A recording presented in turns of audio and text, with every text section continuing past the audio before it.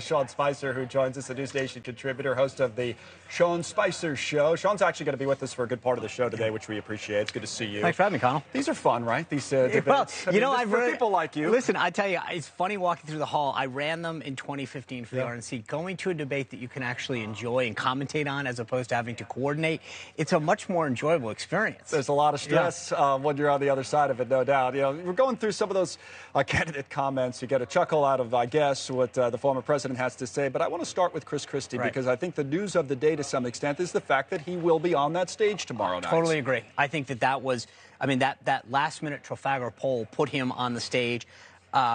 Look, he's got a case to make, and I've heard of that. He's doing well in New Hampshire. He's polling about 10 or 11%. And his strategy is, hey, I'm going all in New Hampshire, and I'm going to slingshot forward if I do well there.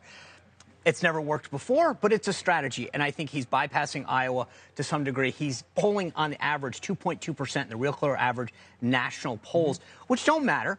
You have to do well in these early states, but everybody else is all in on Iowa. And, I mean, you've seen the DeSantis camp. You've seen the Vivek Ramaswamy camp. They are all in. If they don't place or show in Iowa, I don't see any future for him. The argument before the debate, and when there was some question about whether he would be on the stage, is whether Christie should drop out of the race. Obviously, now he won't, because he's in. And you go to the headline that was in the New York Times about that, saying some Republicans have a blunt message for Christie, and that message is drop out. And what that article talked about is how you have a lot of kind of never-Trumpers or anti-Trump Republicans, you know, who say that Christie should get out because then maybe Haley picks up his support, and that's the only way to take on Trump. The problem is that each one of them has a unique case to make. As I said, Christie can say, great, I'm actually pulling ahead of you guys in New Hampshire. That's my strategy. Do well in New Hampshire, slingshot forward to Nevada and South Carolina. The other ones are all in Iowa. But if DeSantis were to fall real short in Iowa, his campaign would be over.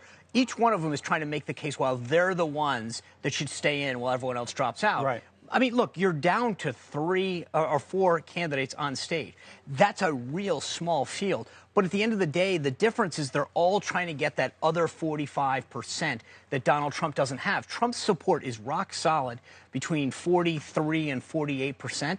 And so they're all trying to figure out, how do I become the alternative to Trump? But one of the arguments there, one of the interesting things there is that when we get through, say, just for argument's sake, Iowa and New Hampshire, and the field does consolidate one-on-one, and it's Trump versus DeSantis or Trump versus Haley, do all of the non-Trump voters go to that person? It's a great question. Or do some of them go to Trump? And if so, how many? That's actually what you're asking is the perfect question right now, because it doesn't reflect, if some of these things, when they poll in Iowa and they say who's your number 1 and who's your number 2, you see that a lot of the folks, if DeSantis were to drop out, yes, some of his support might go to Haley or Ramaswamy, but a good chunk of it would then revert back to Trump. And same thing with Haley's voters. So and frankly, there's no question that Ramaswamy's voters are probably on board with Trump as well. So them dropping out doesn't necessarily benefit another candidate. And again, Trump is going to keep getting over 50%, preventing anyone else.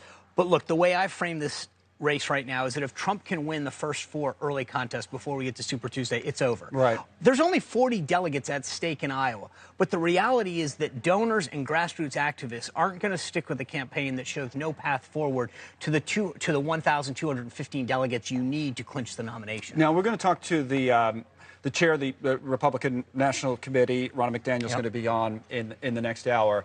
Let me just ask you about something that was also, this is a headline that was out there, that the Republicans, as the grumbling kind of continues within the party over Donald Trump not being at a place like this, in other words, these Trump-free debates, Republicans are thinking about changing the rules of how they have these debates. Thinking about maybe allowing people to debate in other venues. Big mistake. Big mistake. Big mistake. First of all, for the first time in history in 2016, and people don't fully appreciate sometimes the context, the media had controlled the debates prior to the 2016 cycle for both parties.